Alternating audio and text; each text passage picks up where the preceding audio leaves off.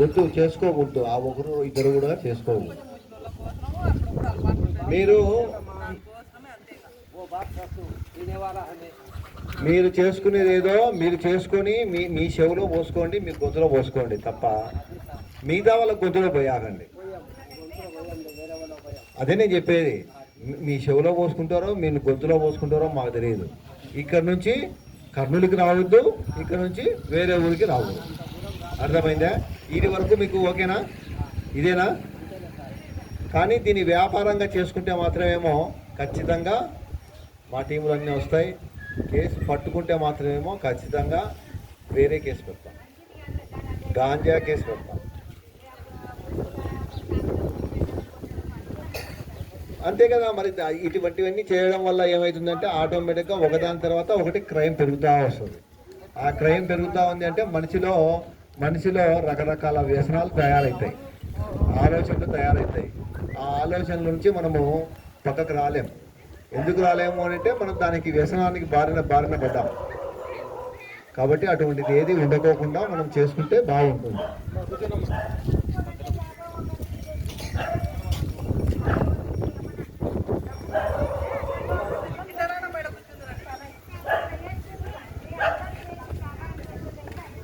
మీరు మాట్లాడుతురమ్మా, మీరు కూడా మాట్లాడుతురు. మళ్ళా చెప్తాను. ఊర్లో మనకి ఎందుకు మనము మానుకోవాల్సి వచ్చింది. ఈరోజు గ్రామము మనం ఎందుకు నాలుసారా లేని గ్రామంగా మనం తాండాగా మనం తీర్చిదిద్దుకుంటున్నాము అనే విషయం 2 ముక్కలలో చెప్పాలి మీరు కూడా.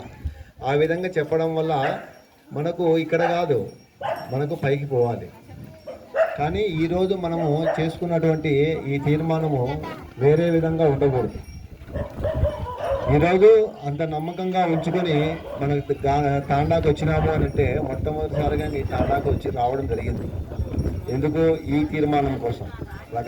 నేను వచ్చాను.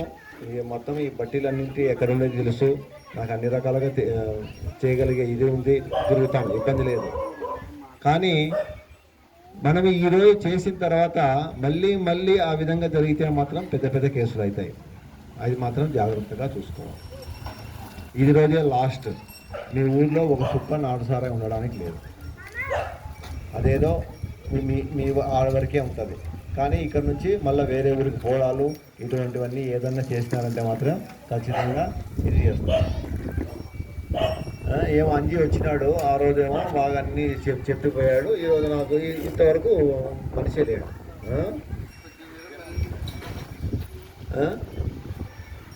ఎట్లా మరి? మీరు ఊర్లో ఎవరు అంటే ఈ ఊరిలో ఎవరు చాలామంది అంతేనా? మీరు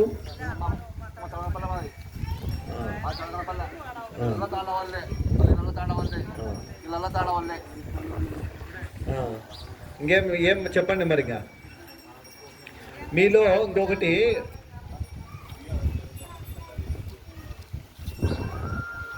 బీఆర్ఓ ఉన్నారు, తర్వాత వచ్చేసి ఫారెస్ట్ ఆఫీసర్ కూడా రావాల్సింది. ఫారెస్ట్ ఆఫీసరు ఏదో వర్క్ ఉండడం వల్ల రాలే.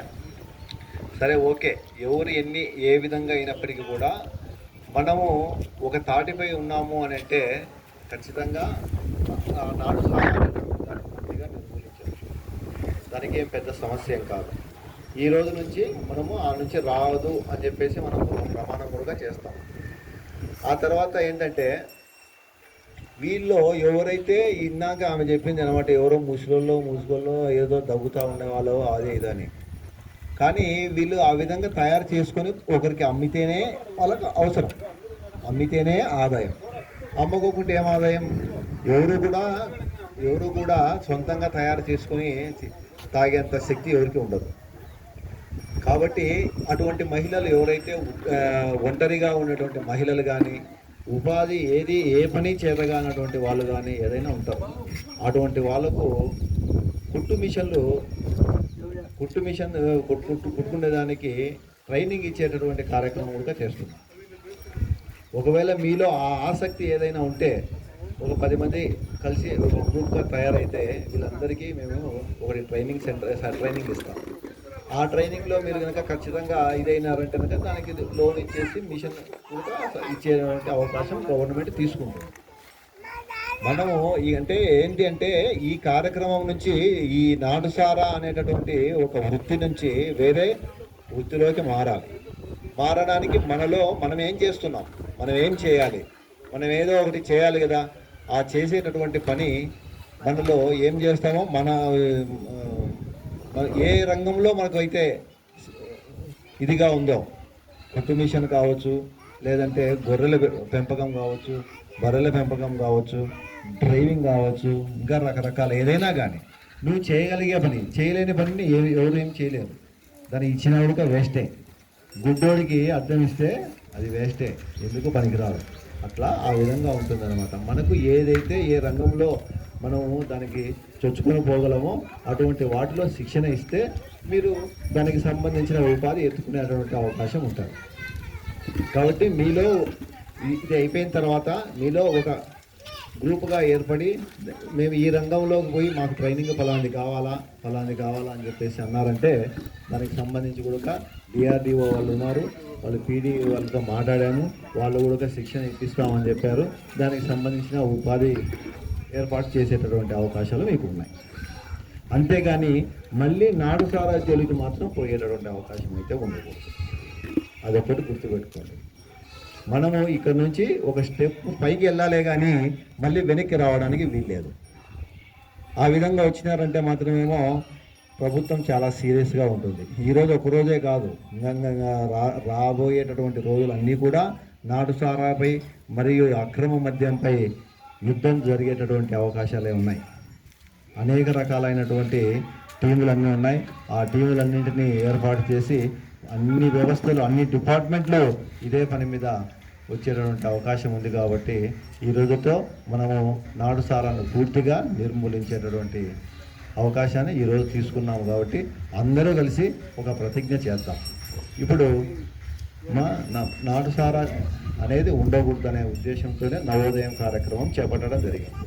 ఇన్ని రోజులు దాడులు చేశాం. వీళ్ళల్లో మార్పులు తీసుకొని రావడానికి ఎన్నో రకాలైనటువంటి కృషి చేశాం. ఆ కృషిలో భాగంగా ఈరోజు చివరి దశలో మనము నాటుసారా లేదు అని చెప్పేసి ఒక తీర్మానం చేసుకుంటున్నాము. కాబట్టే అందరినీ సమావేశం ఏర్పాటు చేసి ఇది ప్రపంచానికి తెలిసేటటువంటి విధంగా మనము ఈ కార్యక్రమం చేస్తున్నాం. కాబట్టి వీటి గురించి మీరు విఆర్ఓగా మీరు కొన్ని మాటలు మాట్లాడండి అమ్మా. మళ్ళీ తర్వాత ఈమె మాట్లాడుతుంది.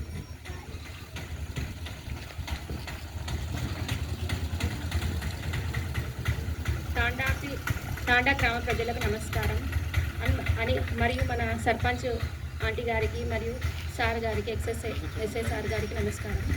సార్ చెప్పినట్టుగా సారా కాల్చడం వల్ల ఫస్ట్ ఆఫ్ ఆల్ అందరికీ అనారోగ్య సమస్యలు వస్తాయి. మనకు దీనివల్ల ఏమంటారు ఇన్కమ్ వస్తుంది, మనకు డబ్బులు వస్తాయనే ఉద్దేశంతో వేరే ఉపాధి లేకుండా ఫస్ట్ నుంచి జరుగుతుంది. కాబట్టి దీన్ని ఇలానే కంటిన్యూ చేస్తుంటారు. కానీ దీనివల్ల మనదే కాదు, మన నెక్స్ట్ తరం కూడా ఈ సారాకి బానిస అవుతాం. అంటే మనం కాల్చడం వల్ల మన ఇంట్లో ఉన్న సభ్యులు కూడా దాన్ని తాగడం, నెక్స్ట్ దాని తర్వాత వాళ్ళ పిల్లలు. సో మనం ఒకటే కాదు, మన పిల్లల్ని కూడా మనము నాశనం చేస్తాం. మనకు తెలియకుండానే వాళ్ళు అలా అలవాటు అయ్యేలాగా మనమే చేస్తున్నాం, ప్రేరేపిస్తున్నాం. సో మనం బాగుంటే మన ఫ్యూచర్ జనరేషన్, మన పిల్లలు, వాళ్ళ పిల్లలు బాగుండాలంటే ఫస్ట్ మనమే మానుకోవాలి. దీనివల్ల మన ఆరోగ్యం బాగుంటుంది. మన వల్ల వేరే వాళ్ళ ఆరోగ్యం బాగుండాలి అంటే మనం కూడా నేరం చేసినట్టే. దేవుని దృష్టిలో మనం కూడా అందులో భాగస్వాములు అవుతాం. కాబట్టి సారా వల్ల చాలా దుష్పరిమాణాలు. దానివల్ల తాగి ఇంట్లో గొడవలు, అటు పిల్లలకి కానీ భార్యలకు కానీ అందరితో గొడవ పడడం వల్ల మన ఆలోచన శక్తి కూడా తగ్గిపోతుంది.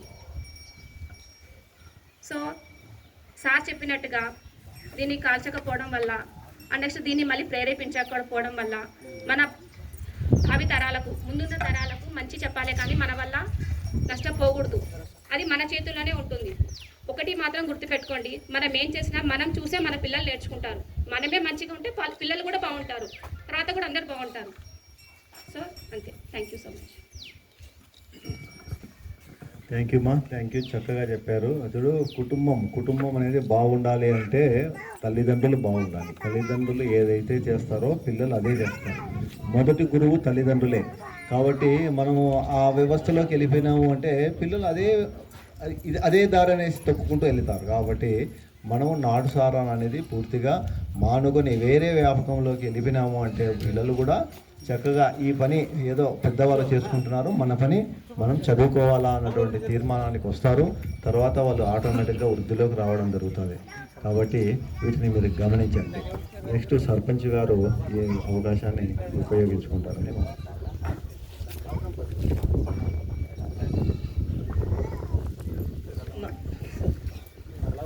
హలో సార్, సిఐ సార్కి నమస్కారము, ఎస్ఐ సార్కి, ఇక్కడ వచ్చిన ప్రజలకి అందరికీ నమస్కారము, అందరికి పేరు పేరున.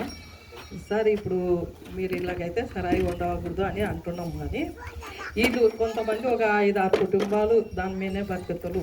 చెప్తున్నా నేను, కూలి ఉంటే కూలీ చేసుకుంటారు, కూలీ లేదంటే దాని మీద బతుకునే వాళ్ళు కూడా ఉంటారు అని ఆలోచన చేసుకున్నాము. వాళ్ళకి యాదో బర్రెలు పెట్టుకుంటారు అన్నట్లయితే వాళ్ళకి ఏమన్నా ఒక 10 లక్షల లోన్ ఇప్పించగలుగుతారా? అది చేసినారంటే మా ఊళ్ళో సరాయి ఉండేదే ఉండదు సార్. దయచేసి ఆ పని చేసినారంటే దాని మీద బతుకుతారు వాళ్ళు. ఏమంటే ఒక 4-5 కుటుంబాలు ఉంటాయి, లేవు అనేది కాదు. వాళ్ళు యాడనో ఒక చోట అక్కడ పోతుంటారు, చేసుకుంటారు.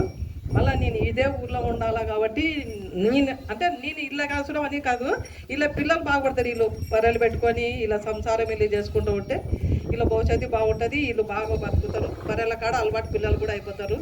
అట్లా ఏమన్నా ఒకరికి 10 లక్షల లోను, లేదంటే 5 లక్షల లోను, ఒక 5 బరగొడ్లు 6 బర్రెలు ఇప్పించి వాళ్ళకి పొలాలు ఉంటే కొంచెం ఏమన్నా చూసి గుత్తకు తీసుకోవడం, గడ్డి నాటుకొని అట్లా ఏమన్నా చేసే అవకాశం చూడండి సార్ దయచేసి.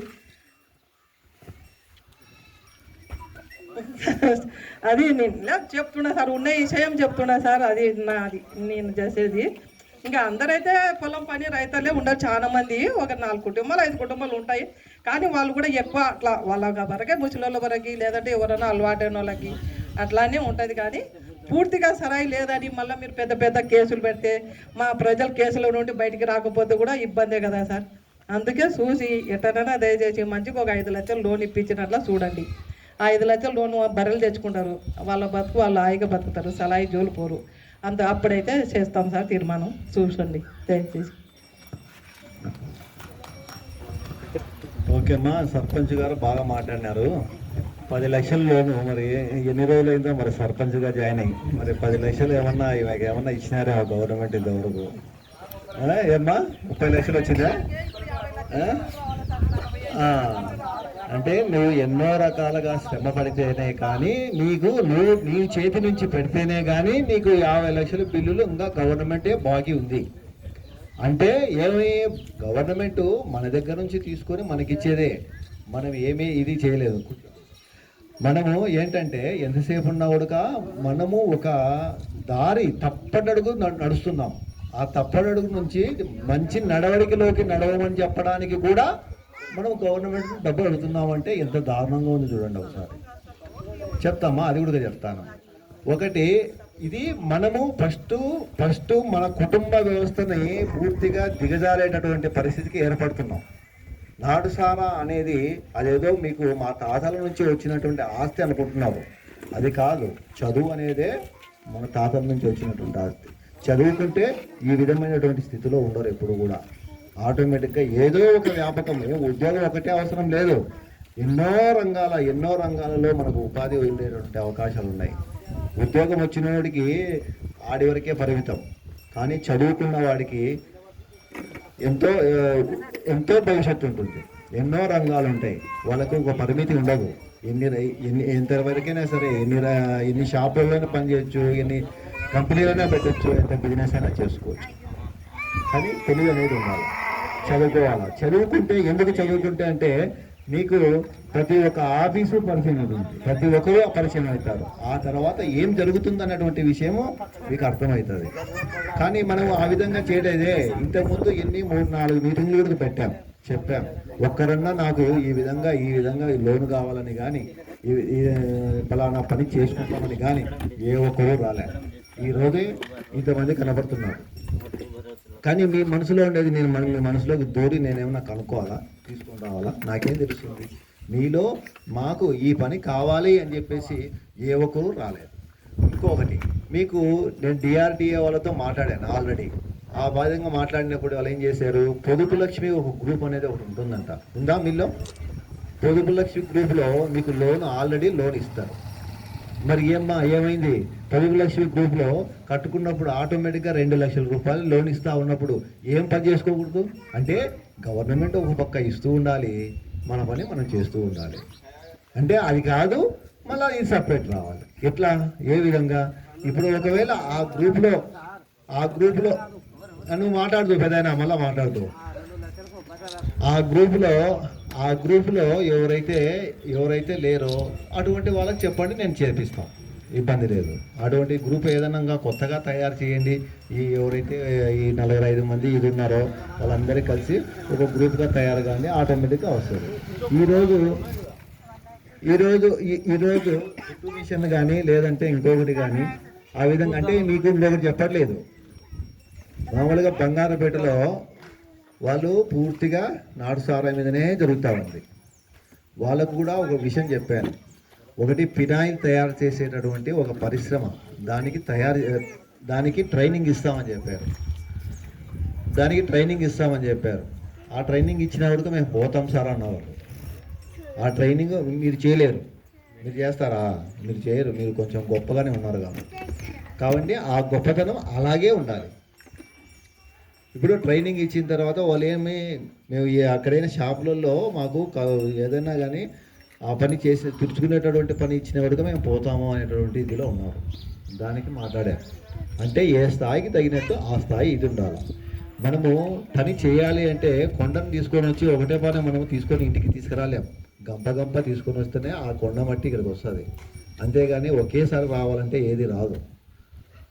దానికోసం మేము సారాయి మానుకుంటాము, మాకు ఇన్ని లక్షలు కావాలనేది కాదు. కానీ ఏదో ఒక ఉపాధి అయితే వస్తుంది, ఖచ్చితంగా వస్తుంది. దానికి సంబంధించి వాళ్ళతో మాట్లాడతాం. దానికి పూర్తిగా మనకు ఏదైతే మన పిల్లలు మన ఇంట్లో కుటుంబంలో ఎవరైతే ఉన్నారో, ఎవరైతే ఏ పని చేయగలరో అటువంటి వారికి ఒక అవకాశం.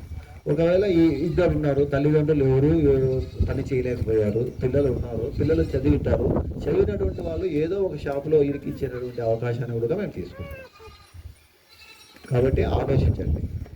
కానీ ఏదో విధంగా పెద్ద కోరికలు అంటే ఇదేం కాదు, దాని గురించి ఇది కాదు. మళ్ళీ అది జరిగేటటువంటి పని కాదు. జరగాల్సిన పని ఈ విధంగా ఉంటాయి. ఇవి ఏ టైంలో అయినా కానీ మేము చేయగలం. చెప్తాను. ఆల్రెడీ పీడి గారు, డ్వామా పీడి గారు ఉన్నారు, డిఆర్డిఓ పీడి గారు ఉన్నారు. వాళ్ళందరూ వాళ్ళ టీం అంతా కూడా ఇదే పని చేస్తూ ఉంటుంది. మీకు ఎవరైతే పూర్తిగా దిగజారి బిలో పావర్టీలో ఉన్నటువంటి వాళ్ళు ఎవరైతే ఉన్నారో వాళ్ళని ఆదుకునేటటువంటి అవకాశాన్ని తీసుకుంటుంది గవర్నమెంట్. కాబట్టే ఇది చేస్తుంది. కాబట్టి మీరు మళ్ళీ దాని జోలికి పోయి మళ్ళీ కేసులు పెట్టించుకొని మళ్ళీ దానికైతే డబ్బులు వస్తాయి. కేసులు పెట్టించుకుంటారు, లాయర్కి ఇవ్వడానికి డబ్బులు వస్తాయి. చూడండి ఏ విధంగా ఉంటుందో చూడండి. మరి ఒక్కసారి ఆలోచించండి. అరే మనము చేసేటటువంటి పని ఒక 1000 రూపాయలు లేదు 2000 రూపాయలు ఖర్చు పెట్టి మనం తయారు చేసుకుంటాము. పొరపాటున మా చేతికి దొరుకుతాడు, వాడు కేసు పట్టుకున్నాళ్ళకి వాడికి 10,000 డబ్బులు ఇవ్వాలి. ఆలోచించండి ఏ విధంగా ఇది ఉంటుందో. అంటే మాకేమవుతుంది సార్ 2 లక్షలు అంటాడు పెద్ద ఆయన. 2 లక్షలు అనేది కాదు. ఒక బర్రె రాకుంటే మళ్ళీ అది కాకుంటే ఇంకొక పని చేసుకోలేవా? గొర్రెలు పెట్టుకో, బర్రె రాకుంటే గొర్రెలు పెట్టుకో.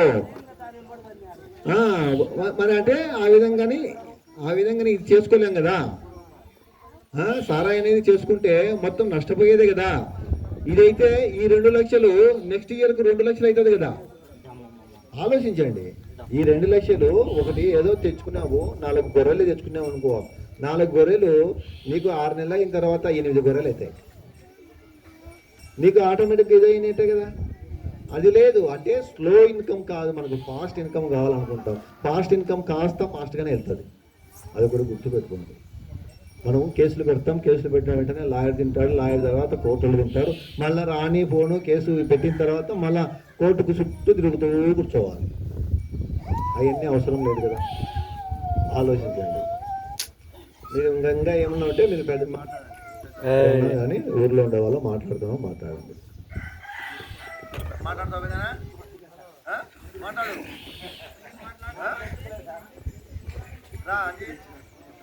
విషయం చెప్పు.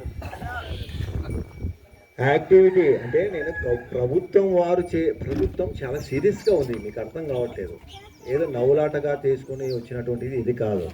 మీ మీద కర్రపెత్తనం చేసి మేమేం కొట్టి మానిపించేటటువంటి శక్తి మాకుంది.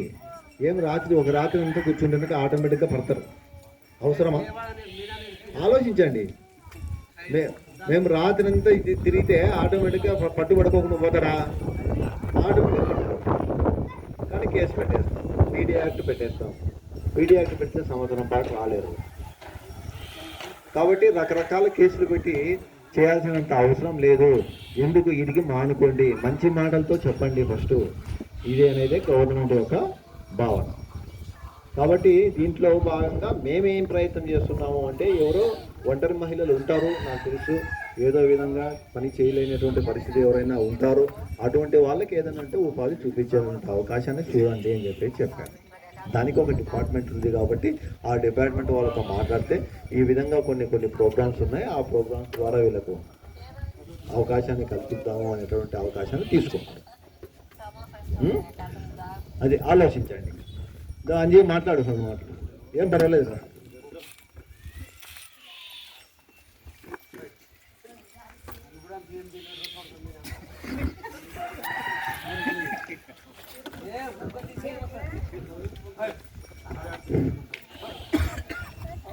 ఇక్కడ వచ్చిన పెద్దోళ్ళకి, మన ఎక్సైజ్ సిఐ గారికి, సర్పంచ్కి, మన పంచాయతీ యుఆర్ఓ గారికి అందరికీ పేరు పేరున ధన్యవాదములు. ఈరోజు మన ఎక్సైజ్ సిఐ వారు ఇక్కడ మీటింగ్ పెట్టినారంటే మన ఊర్లో సరాయి చేయడం లేదు అనే ఉద్దేశంతో ఇక్కడ వచ్చినారు. అది వచ్చినందుకు మనం కూడా సారులకి ఇబ్బంది లేకుండా మనం కూడా వచ్చి మాట్లాడడానికి కూర్చోవడానికి ఉన్నాము. కాబట్టి రేపు పొద్దున మనకి ఏదన్నా సమస్య వచ్చినా కూడా సారు మన మాట అక్కడ విని కొంతవరకు మనకు పని చేసినాడు సారు కూడా. ఎందుకంటే కొంతమందికి పట్టుకుపోయినప్పుడు కూడా, కొంతమంది మీద కంప్లైంట్ ఉన్నప్పుడు కూడా నేను పోయి మాట్లాడినాను సార్తో. సార్ మా ఊర్లో అయితే బతుకుతుంది సరిగా లేదు, మీరు కూడా కొంచెం రిక్వెస్ట్ చేసి కలెక్టర్కి కూడా ఒక అర్జీ చేయాలా. ఎందుకంటే మా వాళ్ళు లాక్డౌన్ టైంలో కూడా మందు విడిచిపెట్టాలా, వేరే ఊరోడు మా ఊర్లో రాకూడదంటే అందరం పోయి ఊరిలో కలిసే పగలగొట్టినాము. అప్పుడు కూడా మా ఊరిలో సహకరించి ఎవ్వరు ఎదురు తిరగకుండా అందరూ ఒక మాట మీద నిలబడినాము. ఈరోజు కూడా అదేవిధంగా మీరు ఏదన్నా చేస్తే మా ఊరోళ్ళకి ముందుకు వస్తారు సార్ అని కూడా నేను సార్తో మాట్లాడినాను. ఎక్స్చేంజ్ ఆఫీస్ దగ్గర పోయి అట్టందుకు సార్ ఒక్కరోజు మీ ఊర్లో మీటింగ్ పెట్టి దానివలన ఏం లాభం ఉంది ఏం లాభం లేదనేది కూడా నేను మీ ఊళ్ళకి చెప్తా అని చెప్పి ఆ రోజు చెప్పినాడు సార్. కానీ నేను ఊర్లో అందరికి చెప్పిన, కానీ నేను మళ్ళీ పోయి మీటింగ్ పెట్టాలన్నా లేదా అనేది సార్కి నేను చెప్పలేకపోయినాను నా పని మీద నేను ఉండి. ఈరోజు సార్ నిన్నటి నుంచి సార్ వాళ్ళే పోయి మీ ఊర్లో మీటింగ్ పెడదామంటే సరే సార్ రండి అని చెప్పి ఈరోజు మనం మీటింగ్కి ఏర్పాటు చేసుకున్నాము. మనము సరాయి ఇడిసి పెడితే మనకి ఇందాక సర్పంచ్ మేడం అన్నారు మాట, మా ఊరోళ్ళకి 10 లక్షల లోన్ ఇస్తే ఏదో ఒకటి బతుకుతారు సార్ అని. ఆ విషయానికి సార్ కూడా ఆ రోజు కూడా చెప్పిన, సార్ మీరు రిక్వెస్ట్ చేస్తే కలెక్టర్ నుంచి మా ఊరికి లేనోళ్ళకి ఏదో ఒక సబ్సిడీ లోన్ ఇప్పిస్తే వాళ్ళు దాని జోలికి పోకుండా బర్రెల మీదనో గొర్రెల మీదనో బతుకుతారు సార్ అని కూడా నేను సార్తో మాట్లాడినా. దానికి సార్ కూడా సరే నేను నా ప్రయత్నం నేను చేస్తాను కూడా ఒప్పుకున్నాడు. అట్టందుగా ఈరోజు కూడా మీటింగ్ పెట్టింది. కాబట్టి ఈరోజు మనం అందరము సార్ వాళ్ళకి సహకరించి ఎవరెవరికి ఏం కావాలనేది కూడా ఒకరోజు లిస్టు రాసుకొని సార్ వాళ్ళకి ఇస్తే నేనే పోయి దగ్గర ఉండి సార్కి ఇస్తాను, సారే కలెక్టర్కి వెరిఫై చేస్తాడు. ఇక్కడ ఉన్న పెద్దలందరికీ ధన్యవాదములు.